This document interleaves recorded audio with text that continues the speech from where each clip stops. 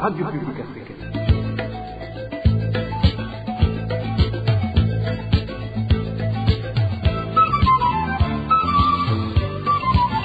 Radio Publique Africaine.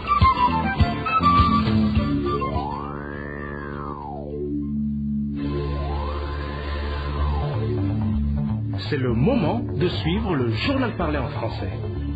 À la présentation, Daniel Claire et la Trompe. Bienvenue, chers aimables auditeurs, au journal de la RPA parlé en langue française ce lundi 21 juillet 2025. Une édition dont les grandes articulations sont les suivantes.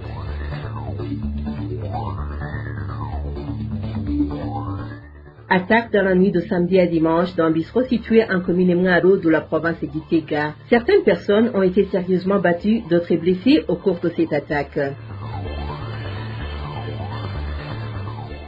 Après avoir purgé leur peine, 60 détenus à la prison de Rumongue accusés d'être des combattants réclament leur libération. Ils réclament leur salaire de 4 mois et s'insurgent contre de la dîme forcée. Il s'agit du personnel de l'hôpital de l'église et Pentecôte de Kayogoro.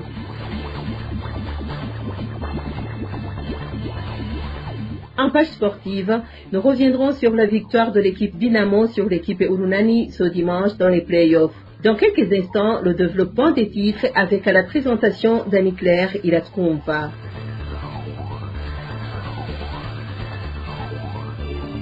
Débutons ce journal par page politique et sécuritaire. Ce lundi matin, dans différentes provinces du pays, des messages hostiles au pouvoir en place ont été découverts. Rédigés en lettres rouges, ces graffitis anti-CNDD-FDD ont été peints à divers endroits, notamment sur les routes, les poteaux électriques, les murs des écoles et d'autres espaces publics. Bien que les auteurs de ces inscriptions ne soient pas encore clairement identifiés, l'un des individus ayant échangé avec la RPA a reconnu avoir pris part à l'opération.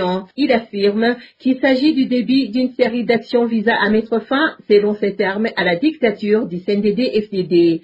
C'est un reportage signé Clovis Nyonzima. Les inscriptions appelant au départ du CNDD-FDD ont été découvertes dans différentes provinces du Burundi. Rédigées en lettres rouges, les slogans CNDD-FDD Temba ont été peints à l'aide de pinceaux sur divers supports publics. À Gitega, ces messages ont été observés dans les quartiers Mushasha, Musinzira, Chatanya ainsi qu'aux abords des établissements scolaires Notre-Dame de la Sagesse et SOS Gitega.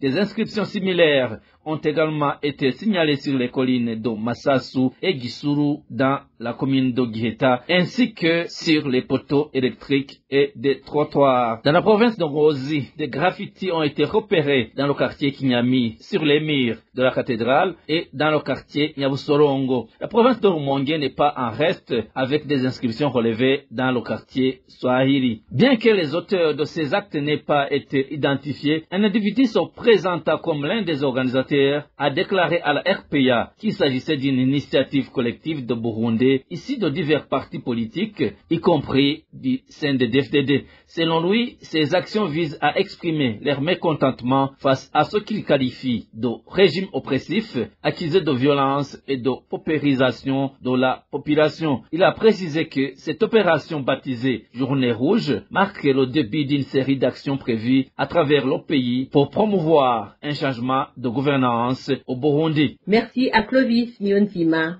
Dans la nuit de samedi à dimanche, des malfaiteurs ont attaqué le bar appartenant à Arcade Shimirimana, chef de la colline Nyamiyaga, zone Makamba, commune Mwaro, en province Gitega. Les assaillants ont passé à tabac et blessé certaines personnes présentes sur les lieux avant de les dépouiller de leurs biens. Le point avec Rémi Ndelagakura. Une attaque violente a eu lieu dans la nuit de samedi à dimanche au bar appartenant à Arcade Shimirimana, chef de la colline Nyamiyaga, zone Makamba, commune Mwaro, province Gitega. Vers 20h30, des malfaiteurs ont semé la panique en criant et en provoquant une altercation à l'intérieur. Malgré les tentatives des clients pour calmer la situation, l'un des agresseurs a refusé de quitter les lieux. Le propriétaire Shimirimana a tenté de maîtriser cet individu, mais a été submergé par le groupe qui l'accompagnait. Les complices ont attaqué des clients avec des bateaux et des bouteilles causant des blessures à plusieurs personnes. Le propriétaire du bistrot a demandé poliment à un jeune homme de sortir, mais celui-ci a refusé. En apprenant que le jeune venait d'une autre commune avec de mauvaises intentions, le propriétaire a essayé de le retenir pour appeler la police.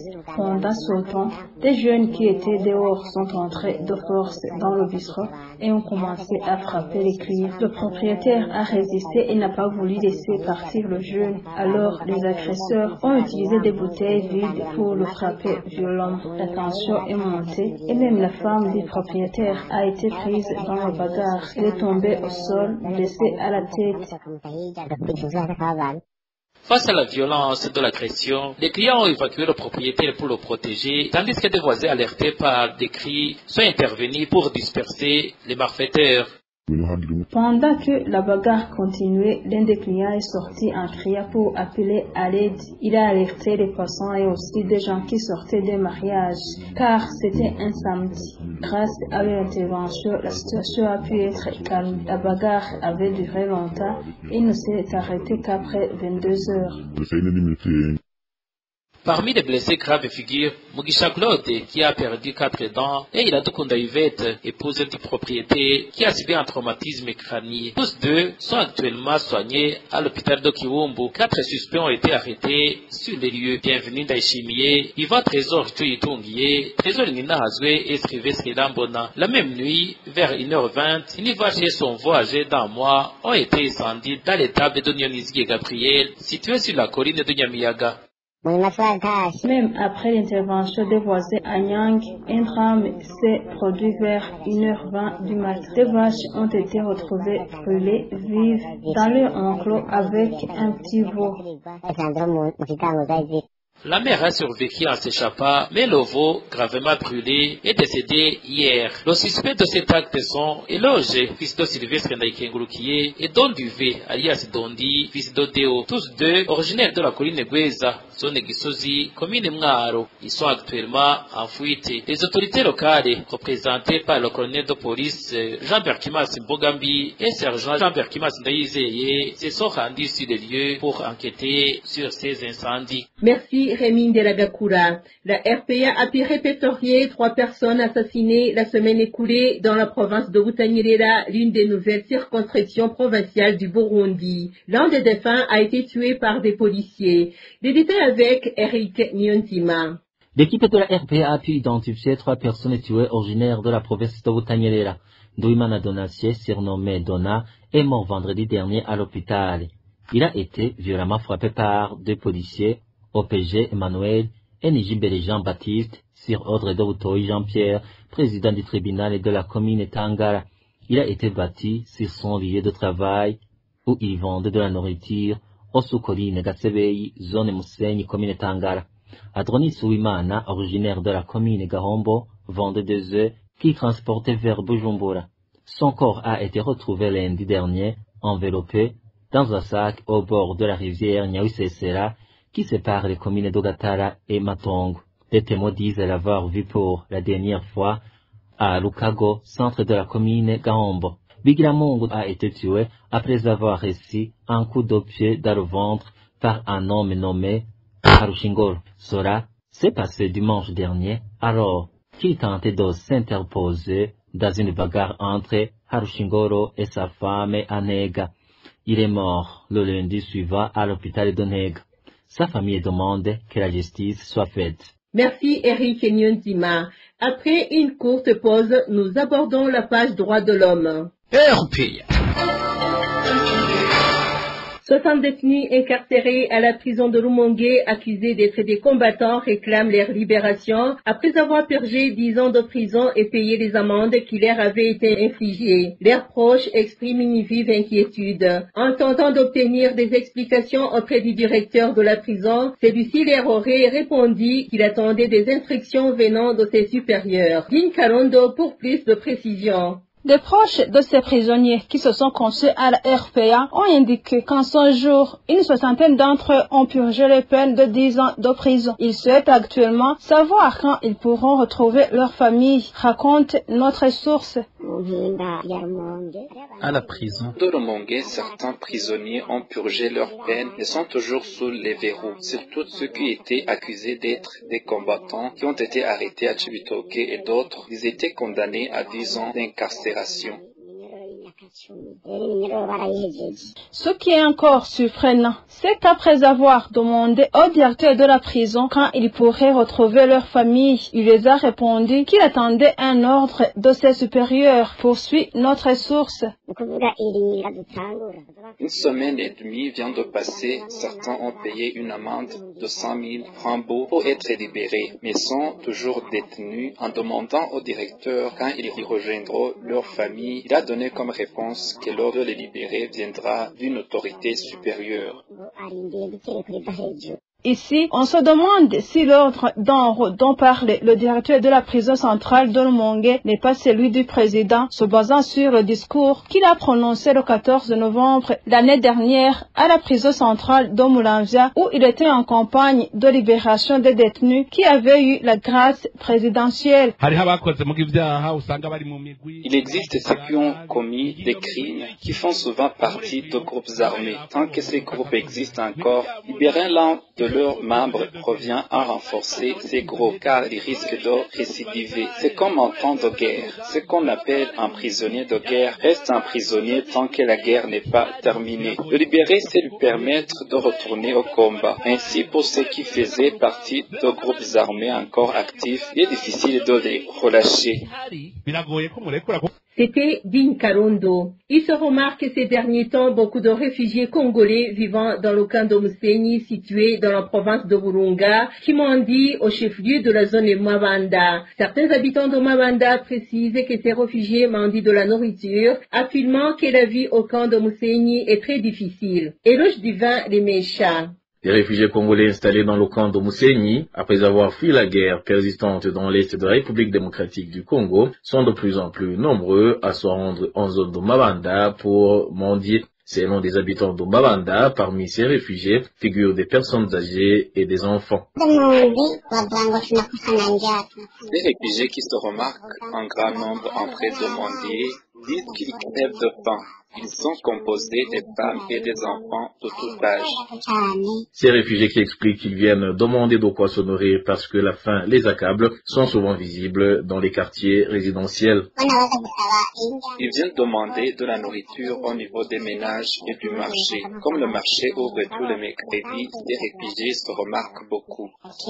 Le site de Musenyi héberge actuellement plus de 15 000 réfugiés congolais. Merci à Éloge Divin les Méchas. Le personnel de l'hôpital appartenant à l'église Pentecôte de Kayogoro en commune Mabanda dénonce le retard de leur salaire qui vient de durer 4 mois et le mauvais traitement dont ils sont victimes. En plus de cela, les employés déplorent le fait qu'une certaine somme est régulièrement retirée de leur salaire en guise de dîme alors que leur salaire était déjà insuffisant. Walter Cuisera nous en dit plus. Les employés des différents services de l'hôpital de l'église Pentecôte de Kayogoro, dans l'ancienne province de Makamba, affirment qu'ils attendent leur salaire depuis 4 mois en vain. Certains d'entre eux qui se sont confiés à la RPA estiment que le favoritisme figure parmi les causes principales de la faillite de cet hôpital. Pour le moment, c'est la honte. Cela fait 4 mois que nous ne recevons pas nos salaires. Tous les services sont concernés. Aucun n'a encore été payé depuis 4 mois. Le plus choquant, c'est que lorsqu'on nous verse enfin quelque chose, ce n'est pas qu'un tiers de notre salaire, et c'est vraiment regrettable. La faillite de l'hôpital s'explique aussi par le fait que les pasteurs et les membres de leur famille ne paient pas les frais de santé. L'hôpital couvre 50% et l'église paie les 50% restants. Au lieu d'aider les pauvres qui n'ont pas les moyens de se soigner, ce sont les pasteurs qui bénéficient de ce privilège. En plus de ce retard salarial, les employés dénoncent des inégalités de traitement au point que ceux qui détiennent de simples certificats perçoivent des salaires supérieurs à ceux des diplômés. Pire encore, en plus de ces rémunérations jugées insignifiantes, une certaine somme est prélevée sur leur salaire au titre de dîme à l'église Pentecôte. Lors de l'octroi des salaires, ce qui se passe est du jamais vu. Aucun employé n'est payé en fonction de son diplôme ni de sa qualification. Chacun est plutôt rémunéré selon la personne qu'il a fait embaucher à l'hôpital. Par conséquent, certains titulaires d'un niveau A3 gagnent plus que ceux qui ont un diplôme de niveau A2. Et même là, nous recevons des salaires insuffisants, puis on demande encore de payer la dîme sur ce montant déjà trop bas. Des informations en provenance de cet hôpital d'Okayogoro révèlent qu'au-delà des problèmes de salaire, une gestion défaillante s'observe dans l'organisation de cette structure sanitaire. La RPA n'a pas encore pu joindre les responsables du dit hôpital pour recueillir les réactions. Éducation à présent. Les enseignants de l'enseignement des métiers continuent de demander à être rétablis dans leurs droits et de se voir restituer les montants les retirés injustement par le ministre de la fonction publique alors qu'ils avaient déjà du mal à joindre les deux bouts du mois. Aujourd'hui, nous vous brosserons le portrait d'un de ces enseignants qui s'est entretenu avec notre consoeur Josiane Mouzaneza. Nos familles sont dans une précarité sans nom. On avait déjà du mal à joindre les deux bouts du mois et maintenant ça a empiré. Celui que nous allons appeler Bourikoutié et dont nous avons modifié la voix pour des raisons de sa sécurité est enseignant à Bujumbura. Père de famille, il dit ne plus être à mesure de subvenir aux besoins de sa famille car le salaire qu'il touche depuis 5 mois lui permet d'acheter uniquement un sac de charbon qui revient aujourd'hui à 150 000 francs burundais. Si l'on tient compte du coût actuel de la vie, le salaire couvre seulement nos besoins en charbon. C'est vraiment honteux. Nourrir une famille de 4 personnes est impossible. Même une famille de 2 personnes ne peut pas s'en sortir. Après l'achat du charbon, Bourikoutié devrait disposer en tout et pour tout de 8 000 francs burundais à gérer pendant 1 mois. Mais comme il doit aussi payer un crédit bancaire, il se retrouve à jongler avec la modique somme de 25 000 francs burundais, somme qu'il doit utiliser pour acheter le charbon, nourrir, habiller et faire soigner sa famille. Et c'est sans oublier le loyer ainsi que les frais de déplacement, vu qu'il travaille loin de chez lui. Par jour, on dépense 3 000 à l'aller et 3 au retour, donc 6 000 francs en déplacement, une somme qu'on ne touche même plus mensuellement. Résultat, on fait le trajet à pied, quitte à être toujours en retard. Quant à ce qui est des loyers, à tout moment, nos bailleurs risquent de nous jeter à la rue, car on n'est plus à mesure de payer régulièrement les frais de location. On est vraiment dépassé. En plus de cela, Bourikoutié dit désespéré d'envoyer ses enfants à l'école à la prochaine rentrée scolaire, vu que les frais dépassent largement le salaire qu'il perçoit à présent. L'année dernière, je payais 45 000 francs pour mon enfant fréquentant une des écoles publiques à régime d'internat. Mais maintenant, je touche autour de 25 000 francs. Vous comprenez bien que je suis dans l'incapacité de payer ces frais. Pour ceux qui sont dans le secteur privé, les frais varient entre 225 et 230 000 francs. En fait, ce qui nous arrive à nous enseignants de l'enseignement des métiers dépasse l'entendement. Bref, un enseignant sans crédit peut nourrir sa famille un seul jour si l'on considère qu'il a acheté un sac de charbon. Poussés dans leur dernier retranchement, ces enseignants demandent au gouvernement de leur rendre justice en les traitant au même pied d'égalité que les autres fonctionnaires de l'État, car ils ne voient pas comment ils vont continuer à pointer au travail alors que leur salaire ne leur permet même plus de se payer le transport de leur domicile jusqu'à leur lieu de travail. Merci à Josiane Mouzaneza. Une bonne nouvelle chez les habitants du quartier de Kamesa Sud, en zone Musaga, de la commune Mugere, en province de Bujumbura. Au moment où ça faisait un bon bout de temps sans être alimenté en eau potable de la régie des eaux, ce problème a été réglé depuis ce 14 juillet. Ces habitants du quartier de Kamesa Sud demandent aux responsables de cette société chargée de la distribution de l'eau de prendre des mesures adéquates pour qu'ils soient régulièrement approvisionnés, afin de se prévenir contre certaines maladies de main sale, comme le choléra qui est déjà signalé dans les quartiers voisins de Boussoro et Kadjidi de la zone Kanyosha, toujours en commune d'Omugere. Page sportive pour clore cette édition. Le championnat de basketball édition 2025 a été clôturé ce dimanche. Le trophée de cette année a été remporté par le club Dynamo qui a dominé Urunani au 7e match et dernier de la finale des playoffs par 64 points à 51, totalisant ainsi 4 victoires à 3 d'Urunani. Dynamo, champion du Burundi, représentera alors le pays à la Road to Basket Africa League l'année prochaine. Les détails avec Désiré Hatungimana.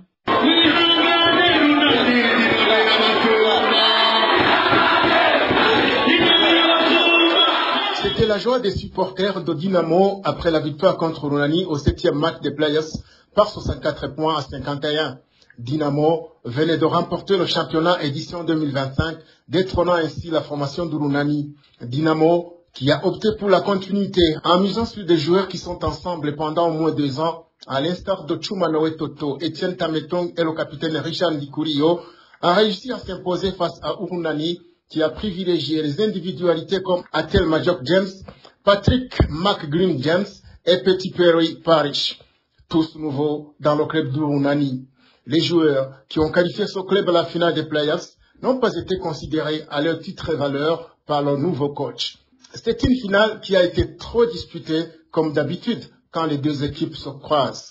Rukundo Jodassin, vice-président de la Fédération de basketball du Burundi, FEBABU, a indiqué à la presse, après ce sacre de Dynamo, qu'il est heureux du niveau du basketball burundais. Le championnat s'est bien déroulé, il n'y a pas eu d'incident, tout s'est passé dans le calme, toutes les équipes se sont bien améliorées. C'est incroyable comme ambiance, comme vous l'avez vu. C'était une compétition extraordinaire. Dynamo a reçu une coupe et une enveloppe de 10 millions de francs burundais. Cette équipe représentera le Burundi à l'Odd to Bal. Ce n'est pas pour la première fois que cette équipe atteigne cette étape. Elle est d'ailleurs la seule équipe burundaise qui a joué la balle en Afrique du Sud.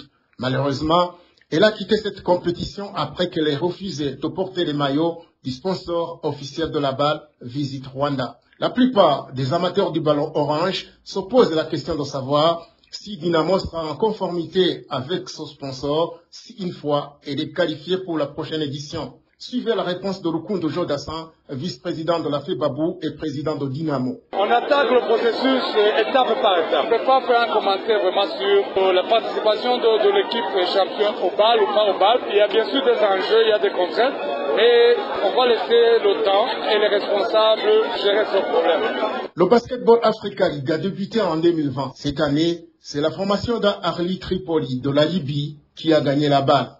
La prochaine édition se déroulera à Beka Arena, à Kigali, au Rwanda. Dans les autres nouvelles sportives, revenons sur Abraham Daishimiye, qui a gagné ce samedi la médaille d'or au Park Chang-hee Cup International Open Taekwondo Championship en Corée du Sud. Et au judo, Charlène Irakiza, une jeune fille de 17 ans, a gagné 2 médailles, une en argent et une autre de bronze, dans l'Open de judo en Angola pour la catégorie des moins de 48 kilos. Elle a du coup été désignée meilleure jeune de cette compétition. À la fin du mois de mai, cette fille avait gagné une médaille d'or dans une compétition qui s'est déroulée en Afrique du Sud. Et c'est par cette page sportive avec Désiré Hatungimana que nous mettons un point final à ce journal de la RPA parlé en langue française ce lundi 21 juillet 2025. Merci de nous avoir prêté une oreille attentive. À la présentation, vous étiez avec Dani Claire Ilatrumba. À bientôt.